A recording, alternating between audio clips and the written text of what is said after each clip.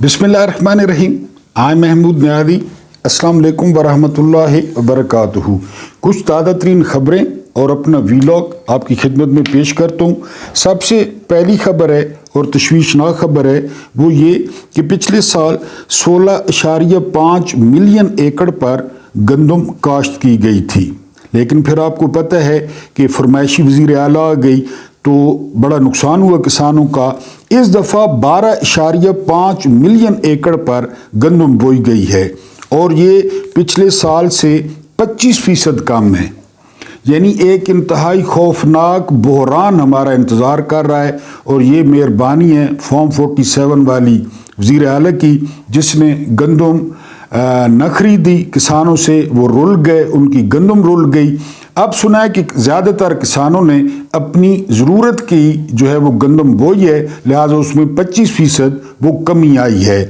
दूसरी खबर ये है कि ज़हीम कादरी, ये बड़े दबंग लीडर थे नून लीग के और टॉक शोज़ में आकर बड़ा डिफेंड करते थे नून लीग को। तो उन्होंने एक इंटरव्यू दिया है और उसमें उन्होंने इकरार किया है कि पहले दिन से नवाज शरीफ जो है वो इस्टेब्लिशमेंट की प्रोडक्ट थे, इस्टेब्लिशमेंट का जो है ना प्रोजेक्ट थे, यानी ये जो दूसरों को कहते हैं। और अगली बात उन्होंने ये कही है कि वो नवाज शरीफ के बच्चों की नौकरी नहीं कर सकते, इसलिए अब वो नून लीग में नहीं हैं। ख्वाजा आसिफ साहब ने फरमाया है, हालांकि कुछ दिन पहले वो बड़ा धाड़ रहे थे, बड़ा अकड़ रहे थे कि जी मैं क़यादत से मशवरा करूँगा और सियासत छोड़ दूँगा। मेरा ख्याल है आने वाले दिन उनको नज़र आने लग गए हैं। और वैसे भी 10वां साल है ये शख्स ये खंजीर की चांपें खा रहा है। उस्मान डार से हारा था, बाजवा ने जितवाया, फिर उस्मान डार की माँ से हारा, फॉर्म 47 लिया। तो ये बेशर्म लोग हैं, ये सियासत में रहें या न रहें इससे जो है ना वो क्या फ़र्क पड़ता है किसी को। बहरहाल मेरा ख्याल है आने वाले हालात का कुछ अंदाज़ा हो गया है ख्वाजा आसिफ को। ये किसानों की बात हो रही थी, आप बयाना दे रहे थे 440 रुपया किसान, ये यानी आप बयाना आप लोग समझते होंगे जो सरकारी पानी लगाते हैं किसान अपनी ज़मीनों को, तो उसे आप बयाना कहते हैं, वो 440 रुपये था, वो बढ़ाकर कर दिया गया है 2400 रुपये। 440 से 2400 रुपये कर दिया गया है, ये ज़री मुल्क है। उसके बाद जो 2024 था, 2024 में जो नई जो है ना वो फिगर्स आए हैं, 3 महीने नेट बंद रहा है, 3 महीने, यानी 12 महीनों में से 3 महीने बंद रहा है, जिससे करोड़ों डॉलर्स का जो है वो नुकसान हुआ है। और वो जो मेजर जनरल साहब हैं हफीज़ुर रहमान साहब, पीटीए के चेयरमैन, उन्होंने असम्बली में कहा है कि ये जो शार्क है ये केबल नहीं काट सकती। तो हुकूमत कहती है शार्क ने केबल काट दी है। बहरहाल पहले आपस में तय कर लें कि ये क्या चक्कर है। इसके अलावा एक बड़ी दिलचस्प शादी हुई है और शादी ये हुई है कि कार्ड पे लड़की ने कॉन्ट्रैक्ट लिखवाया है लड़के से, और कॉन्ट्रैक्ट ये था कि जी वो सारी उम्र इमरान खान का सपोर्टर रहेगा और इमरान खान को लीडर मानेगा। तो काशिफ नामी दूल्हा ने उस पर साइन कर दिए हैं। बहरहाल बात यहाँ तक पहुँच गई है। उसके बाद जो है वो ये जो मुज़ाकरात है ना कल से फिर शुरू हो रहे हैं, यानी हुकूमत के और पीटीआई के दरमियान। तो इसका एक मकसद जो है वो हबीब अकरम साहब ने बयान किया है कि हुकूमत जो है ना वो कानूनी होना चाहती है, यानी हुकूमत जायज़ होना चाहती है, क्योंकि हर किसी को पता है ये नाजायज़ हैं, फॉर्म 47 की पैदावार हैं। बकौल हबीब अकरम वो पीटीआई से मोहर लगवाना चाहते हैं कि जी हम जायज़ हुकूमत हैं और ये पार्लियामेंट जायज़ है। अब देखते हैं कि जो पीटीआई है उसकी क्या स्ट्रेटजी होती है और वो किस तरह इनको जायज़ करार देते हैं या क्या ले लेते हैं। ये बहरहाल कल से शुरू होगा। मैं आपको पहले अपने ख्यालात बता चुका हूँ कि ये टाइम गेनिंग है और इसमें से कुछ निकलना नहीं है। बहरहाल आप आते हैं अपने रेगुलर वीलॉग पे। आज हमारी पहली खबर ये है कि कल शहबाज शरीफ ने एक उड़ान मंसूबे का जो है ना वो इफ्तिताह किया है। ये नए रंग बिरंगे नाम, उड़ान, शबाना रोज़, कर्ज उतारो मुल्क संवारो, ये सारा ढकोजला ये नहीं। میں بتاتا ہوں آپ کو کہ ملک کس طرح ٹھیک ہو سکتا ہے۔ بہرحال وہاں پہ انہوں نے کہا ہے کہ حکومت اور آرمی چیف کے درمیان وہ معیاری اور مثالی تعلقات ہیں، اور دوسرا انہوں نے شیطان کی عمر کی بھی جو ہے نا وہ اپنے لیے خواہش کی ہے کہ یہ قیامت تک، اب پتہ نہیں قیامت تک یہ رہیں گے یا نہیں، کہ قیامت تک یہ تعلقات ان کی خواہش ہے کہ قائم رہیں۔ اور اس مثالی تعاون کا جو رزلٹ وہ آج ورلڈ بینک نے دے دیا ہے کہ پاکستان میں 2024 میں 13 ملین 1.30 کروڑ لوگ جو ہے وہ خط غربت سے نیچے چلے گئے ہیں۔ اب مجھے آپ بتائیں کہ ان لوگوں کو جا کر ہم کہیں یا کوئی کہے کہ سٹاک ایکسچینج جو ہے نا وہ 1 لاکھ کراس کر گئی ہے، یا جو ہے نا وہ سارے معاشی انڈیکیٹرز جو ہے نا وہ پازیٹیو ہیں، ان کو جا کے کہیں، کیونکہ پشتو کی ایک کہاوت ہے کہ بھرا ہوا پیٹ فارسیاں بولتا ہے۔ یہ 45 لاکھ کے سوٹ پہننے والے یہ تو کہتے ہیں کہ جی ہر طرف ترقی ترقی ہے۔ اگلی بات یہ ہے کہ خان جی، یہ مطیع اللہ جان نے مشورہ دیا ہے کہ فی الحال بندر کے ہاتھ سے استرا لیں کسی طریقے سے، اور یہ میں بھی کسی حد تک کنونس ہوں کہ خان صاحب کو ایسی سیٹلمنٹ کرے نا، ایک دفعہ جیل سے باہر آ جائیں۔ یہ جو لوگ مسلط ہو گئے ہیں نا ہم پہ، کسی طریقے سے ان سے جو ہے جان چھڑائیں۔ یعنی یہ جو بندر کے ہاتھ میں استرا دے دیے گئے اور وہ ہر کسی کے کپڑے کاٹے جا رہا ہے، کاٹ لگائے جا رہا ہے، تو کسی طریقے سے وہ استرا واپس لیں اس نظام کے ہاتھ سے۔ محمد بن سلمان عمران خان سے جیلس ہیں، اس میں کوئی شک نہیں ہے۔ اس کا اظہار برملا کیا ہے صدیق جان نے، میں بھی اپنے ایک ویلاگ میں اس کا اظہار کر چکا ہوں۔ پرابلم ہے پرسنالٹی کلیش کا۔ عمران خان نے جب اقوام متحدہ میں تقریر کی نا، تو عمران خان پورے عالم اسلام میں جو ہے وہ چھا گئے، اور پوری اسلامی دنیا ان کو ایک دلیر، صاف گو اور اسلامی لیڈر کے طور پر دیکھنے لگی۔ لیکن محمد بن سلمان اپنی جگہ پہ سمجھتے ہیں، کیونکہ ان کے پاس ٹریلینز آف ڈالرز ہیں، وہ امیر ہیں۔ ابھی میں نے آپ کو بتایا کہ بھرا ہوا پیٹ فارسیاں بولتا ہے۔ محمد بن سلمان جو ہے وہ عمران خان کی پرسنالٹی سے جیلس ہیں، وہ اپنے آپ کو اسلامی دنیا کا لیڈر سمجھتے ہیں، اور ان میں خوبی صرف ایک ہے، اور خوبی یہ ہے کہ ان کے پاس پیسے ہیں، ان کے پاس تیل ہے، ورنہ عربوں میں کون سی خوبی ہے؟ یعنی آج کل جو عرب ہیں، ہم پرانوں کی خدا نخواستہ بات نہیں کر رہے کہ یہ جو عرب ممالک ہیں ان میں کون سی خوبی ہے؟ یہ خوبی کہ اسرائیل کے نیچے لگنا، یہ خوبی کہ امریکہ کے نیچے لگنا، یہ خوبی کہ اسرائیل کو تسلیم کرنا۔ باقی محمد بن سلمان کے اگر پیسے نکال دیے جائیں محمد بن سلمان کی پرسنالٹی سے، تو محمد بن سلمان کیا ہیں؟ یعنی عمران خان کے وہ پیر کے برابر بھی نہیں ہے کسی لحاظ سے بھی۔ جو کچھ ساری زندگی میں عمران خان نے کیا، محمد بن سلمان نے اس کا 10% کیا۔ محمد بن سلمان کی یہ خوبی ہے کہ وہ ایک بادشاہ کے گھر میں پیدا ہوئے، اور محمد بن سلمان کی کیا خوبی ہے؟ محمد بن سلمان نے آج تک کس جو ہے نا اسلامی مدعے پر آواز اٹھائی ہے، یا کب انسانی حقوق پہ آواز اٹھائی ہے محمد بن سلمان نے؟ تو پیسے ہونے کا کیا مطلب ہے کہ آپ کے پاس پیسے زیادہ ہیں؟ آپ جو ہے نا وہ ادھر پاکستان میں محک ملک کے پاس بھی بڑے پیسے ہیں، کسی شادی کے فنکشن میں دیکھ لیں کتنے نوٹ ہوتے ہیں۔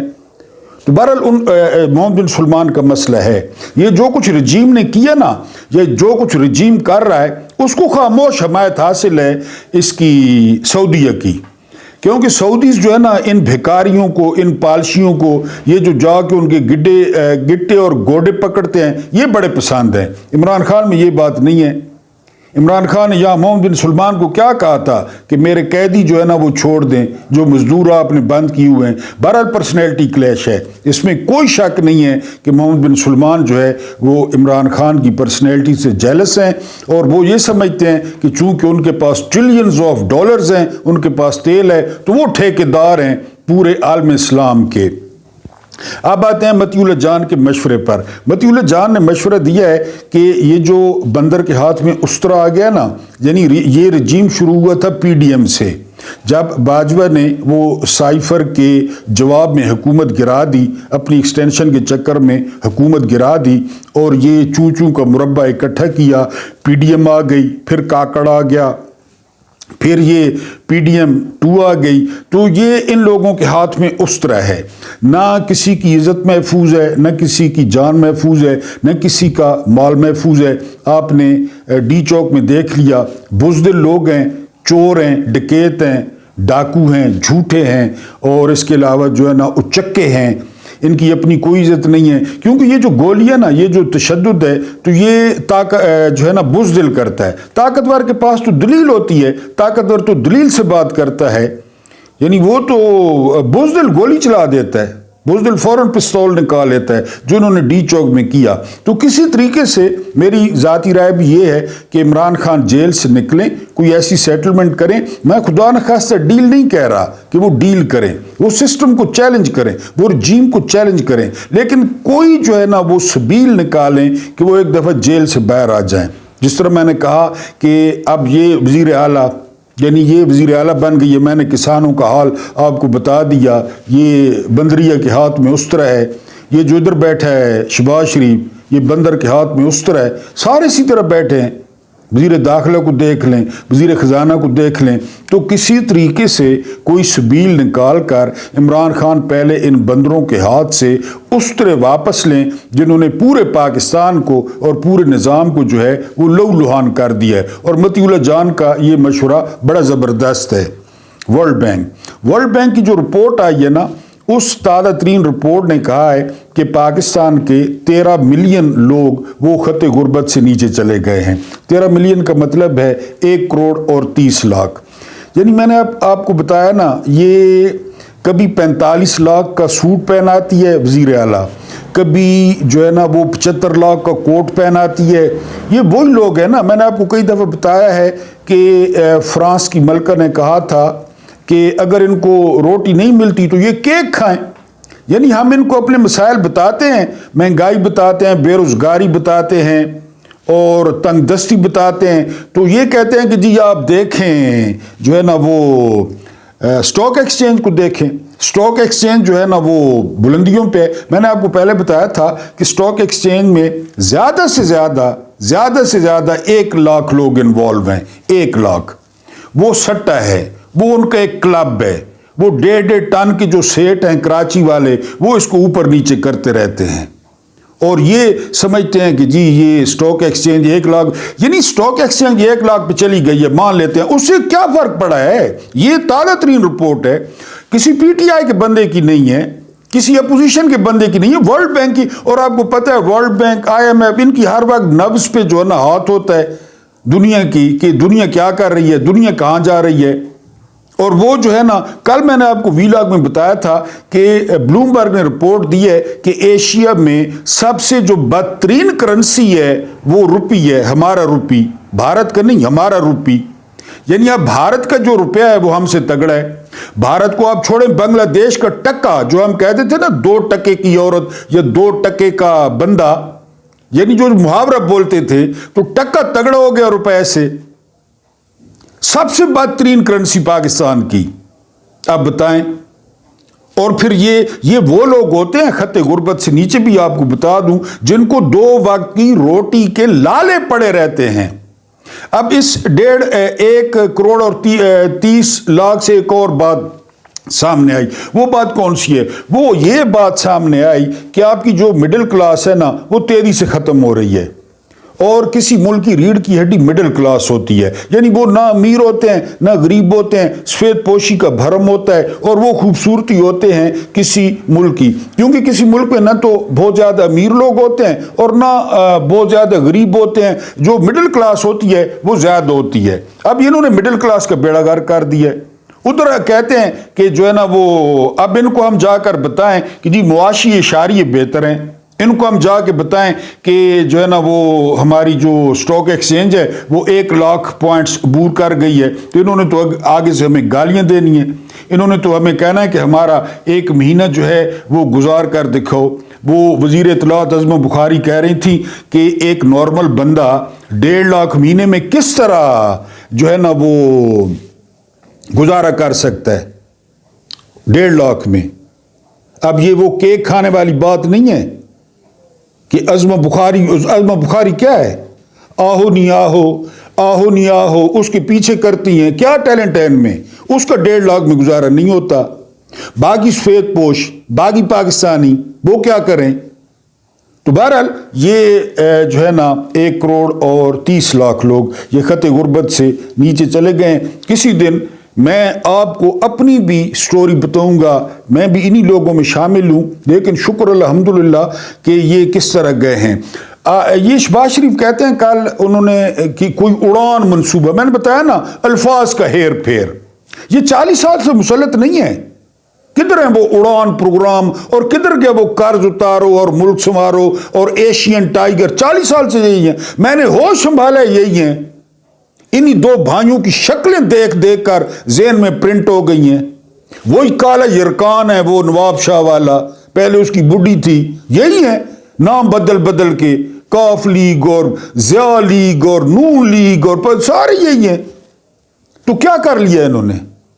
ان کے ضیاء کے ساتھ مثالی تعلقات نہیں تھے، ضیاء تو ان کا باپ تھا، ضیاء تو باپ تھا ان کا، جنرل جیلانی ان کا باپ تھا۔ تو کیا کر لیا انہوں نے؟ اب یہ آرمی چیف کو کون سے سرخاب کے پر لگے ہوئے ہیں؟ یہ خوبی ہے یا پالش ہے کہ آپ کو آرمی چیف کی حمایت حاصل ہے؟ ادھر ٹرمپ نے کہا ہے جیت کے کہ جرنیل تیاری کریں، مجھے آنے دینا اوول آفس میں، پھر میں ان کا مکو ٹھپوں گا۔ جرنیلوں کو کہا ہے، ادھر کہہ رہے ہیں جی کہ مثالی تعاون ہے۔ میں تو پہلے آرمی چیف صاحب سے گزارش کر چکا ہوں کہ سر جی آپ نے بغیر الیکشن کے جو ان کو بنانا تھا تو کوئی مناسب بندہ چن لیتے، مشاہد حسین سید جیسا یعنی کوئی انٹیگریٹی والا بندہ چن لیتے اس پالشی کی جگہ، کوئی معقول، کوئی آپ نے جو الیکشن کے بغیر بنانا تھا، یہی آپ کو وزیر اعلیٰ ملی تھی، یہی وزیر اعظم آپ کو ملا تھا، کوئی بندے نہ پتر بنا دیتا ہونے الیکشن کے بغیر جو بنانا تھا۔ بہرحال وہ کہتے ہیں جی یہ مثالی تعلقات ہیں، پھر ساتھ ہی کہتے ہیں کہ وسوسے جو ہے نا وہ ذہن میں، کیونکہ پتہ ہے جو ہے نا چور کی داڑھی میں تنکا، وسوسے بھی آتے ہیں۔ نصرت جاوید نے کہا نا کہ شہباز شریف صاحب وسوسے دل میں شیطان ڈالتا ہے، تو آپ ارد گرد دیکھیں کون شیطان ہے آپ کے آس پاس، یہ خود شیطان ہے۔ انہوں نے کیا کیا ہے؟ دوسرا جو ہے نا وہ کہ جی یہ تعاون قیامت تک جو ہے نا وہ جاری رہے، قیامت تک۔ ملک چلانا ہے نا، ملک کو لوگوں کی مرضی پہ چھوڑ دیں، جس طرح لوگوں نے 8 فروری کو ووٹ دیا۔ ملک چلانا ہے نا، عدالتوں کو کہیں کہ آسمان گر جائے، زمین پھٹ جائے، انصاف کریں۔ ملک چلانا ہے نا، آئین پہ چلیں۔ ملک چلانا ہے نا، فوج اپنا کام کرے۔